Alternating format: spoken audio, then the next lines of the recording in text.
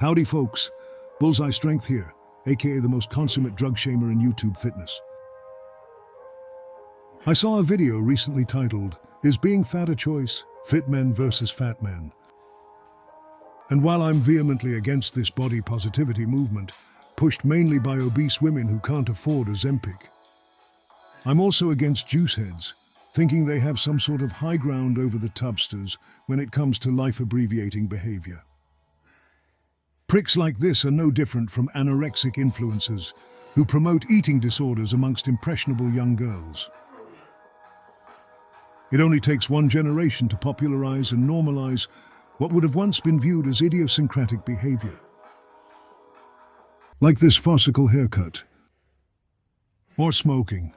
When I was growing up in the 90s and early noughties, every other dickhead was smoking and thinking they looked the shit.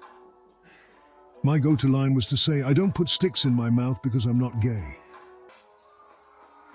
My juvenile homophobia served me well, as I've since learned that smoking is a leading risk factor for all-cause mortality. It's fucked that in today's backward world, something as innocuous as fitness has become synonymous with promoting drug use in young men.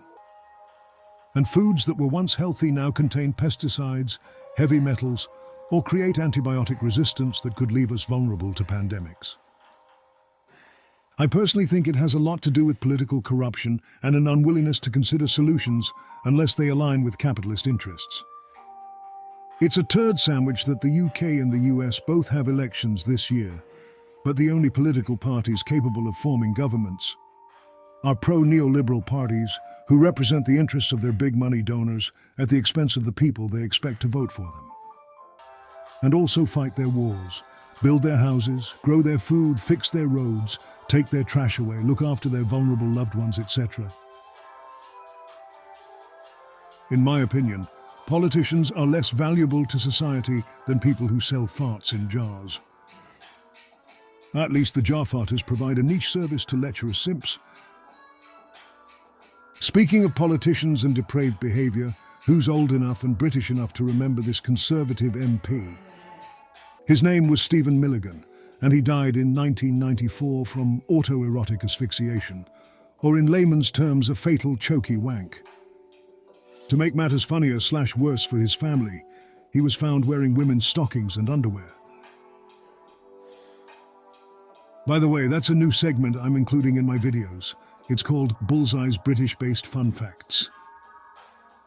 I thought I'd try to be educational on more topics than just fitness to the 92.1% of my non-British audience. On the topic of my training, as previously mentioned, I'm running a cut. My current weight is 206.2 pounds down from 215. My goal is 180 pounds. I modified my routine to consist exclusively of weighted calisthenics, and I'm contemplating changing my split to performing just one exercise a day with lots of sets, so I can train every day, as I find that training helps with both appetite suppression and my mental health. But enough talk, it's scat time, bitches. Skibby dibby dibby yoda dub dub yoda dub dub skibby dibby dibby yoda dub dub yoda dub dub skibby dibby dibby yoda dub dub yoda dub dub bada bada babi bob bob boda bopi bob boda bob bada bada babi bob bob boda bopi bob boda bob.